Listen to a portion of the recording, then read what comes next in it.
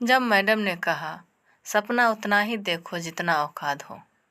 एक बच्चा था, सरकारी स्कूल में पढ़ता था। जाहिर सी बात है, उसके पिता गरीब थे, उसको प्राइवेट स्कूल में नहीं पढ़ा सकते थे। एक दिन उस बच्चे के दिमाग में आया कि मैं देखना चाहता हूँ कि मेरे पिताजी कैसी नौकरी करते हैं और कहाँ जाते हैं। यही बात उसने अपने पिता को बताई। उसके पिता ने उसको जवाब दिया कि ठीक है, तुम कल मेरे साथ चल सकते हो। अगले दिन सुबह बच्चा अपने पिता के साथ चला गया। जैसे ही वहां पहुंचा तो कुछ देर बाद उसने देखा कि उसके पिता बड़ी बड़ी आलीशान गाड़ियों की सफाई करते हैं। यानी कि उसके पिता का काम महंगी महंगी गाड़ियों को साफ करना है। तो उसके दिमाग में एक सपने का जन्म हुआ। एक दिन मैं भी अपने पिताजी को बड़ी बड़ी गाड़ियों में बैठाना चाहता हूँ। मैं नहीं चाहता कि यह जिंदगी भर इन गाड़ियों की सफाई करते रहे। कुछ टाइम बीत गया। अब वह बच्चे सरकारी स्कूल में पढ़ता था। एक दिन उनकी मैडम ने अपने सपनों के बारे में निबंध लिखने को कहा। सभी बच्चों ने निबंध लिखे। इस बच्चे की निबंध लिखने की बारी आई तो उसके दिमाग में सपना चल रहा था, उसी के बारे में लिख दिया।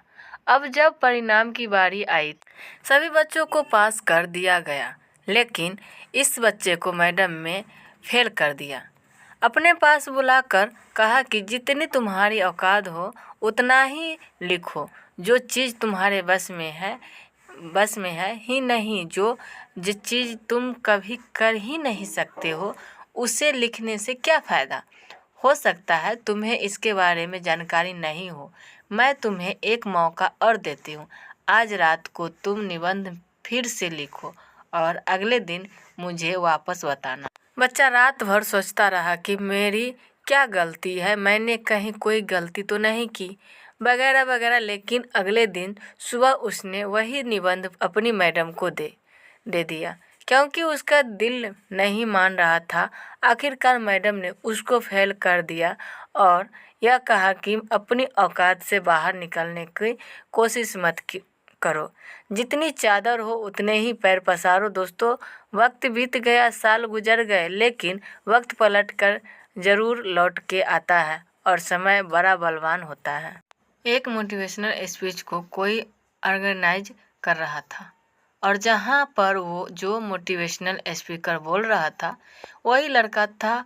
वह अपनी दास्तां सुना रहा था कि किस तरीके से एक सरकारी स्कूल की मैडम ने मुझे बड़े सपने देखने के लिए रोका और आज मैं यह कर पाया जो आप सोच सकते वो आप कर सकते हो। और यहाँ वह मैडम भी वही बैठी हुई थी।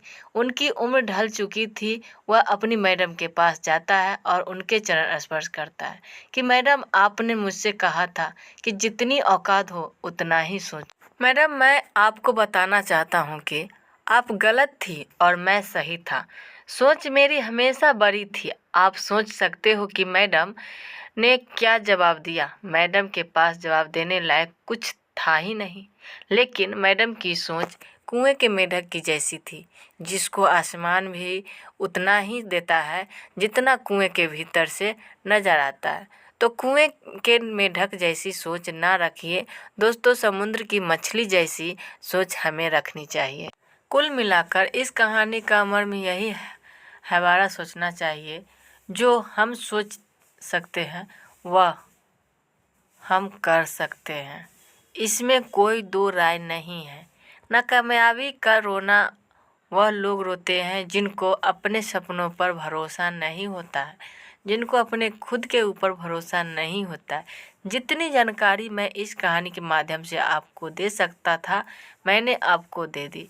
फिर भी अगर कोई भूल हुई हो तो मैं क्षमा प्रार्थी हूँ इसके लिए और आशा करता हूँ कि यह कहानी पढ़कर आपको अच्छा लगा होगा और आपको भी इससे मोटिवेशन मिलेगा। आगे भी आपको कई मोटिवेशनल कहानियाँ मिलती रहेगी। इस कहानी को पढ़ने के लिए और अपना कीमती समय देने के लिए दिल से आपको शुक्रिया।